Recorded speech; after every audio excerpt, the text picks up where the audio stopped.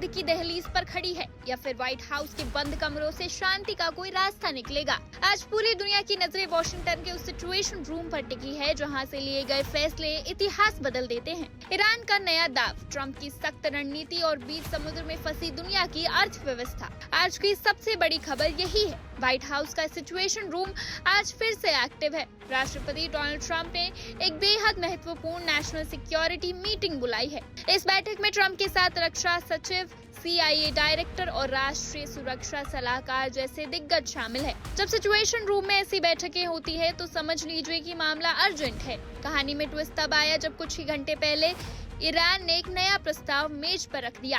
Iran का कहना है युद्ध खत्म करो, स्ट्रेट ऑफ हॉर्मुज को फिर से खोलो और शांति बहाल करो। लेकिन यहाँ भी एक बड़ा बट है। ईरान ने शर्त रखी है कि वो परमाणु वार्ता में फिलहाल देरी चाहता है। वो चाहता है कि पहले उसकी समुद्री घेराबंदी हटे और तेल का निर्यात शुरू हो। पाकिस्तान इस बातचीत में मिडलमैन की भूमिका निभा रहा है।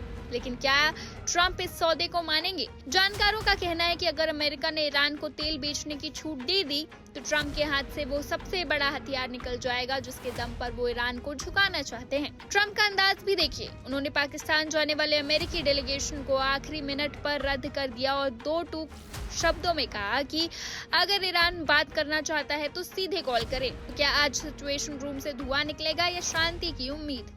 देखिए इस रिपोर्ट में।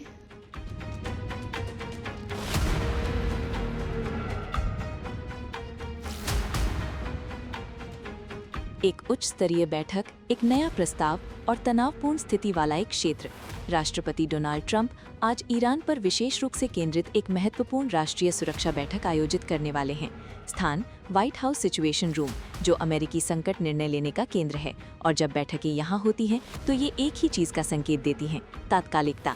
एक्सियोस की रिपोर्ट के अनुसार ट्रंप रक्षा, खुफिया और विदेश नीति के शीर्ष अधिकारियों के साथ बैठेंगे, जिनमें रक्षा सचिव, राष्ट्रीय सुरक्षा सलाहकार और केंद्रीय खुफिया एजेंसी के निदेशक शामिल हैं। सैन्य नेतृत्व के भी मौजूद रहने की उम्मीद है। एजेंडा व्यापक लेकिन केंद्रित।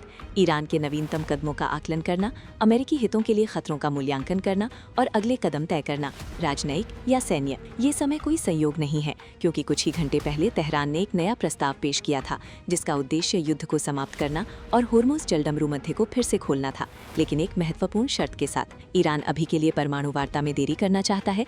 उसका ध्यान तनाव कम करने, शिपिंग बहाल करने और अमेरिकी नौसैनिक घेराबंदी को हटाने पर है। ये प्रस्ताव पाकिस्तानी मध्यस्थों के माध्यम से दिया गया था, जो चल रही लेकिन नाजुक बैक चैनल कूटनीति का हिस्सा है। लेकिन वॉशिंगटन सतर्क है। अधिकारियों का कहना है कि इस तरह के समझौते को स्वीकार करना महंगा पड़ सकता है, क्योंकि होर्मुज को फिर से खोलने और ईरानी तेल निर्यात को फिर से शुरू करने की अनुमति देने से अमेरिकी प्रभाव का एक बड़ा स्रोत खत्म हो जाएगा, और वो प्रभाव व्यापक वार्ताओं के लिए महत्वपूर्ण है, खासकर ईरान की परमाणु महत्वाकांक्षाओं पर। सिचुएशन रूम के अंदर वे समझौते मुख्य चर्चा का विषय होंगे। क्या पाना है, क्या देना है और किन जोखिमों को स्वीकार करना है। ये बैठक नियोजित वार्ताओं के विफल होने के बाद भी हो रही है। पाकिस्तान के लिए एक अमेरिकी प्रतिनिधि मंडल को आखिरी समय में रद्द कर दिया गया था। ट्रंप ने यात्रा की आवश्यकता को खारिज करते हुए कहा कि यदि ईरान बातचीत करना चाहता है तो वो सीधे संपर्क कर सकता है। इस बीच ईरान के विदेश मंत्री ओमान, पाकिस्तान और अब रूस के बीच यात्रा कर रहे हैं।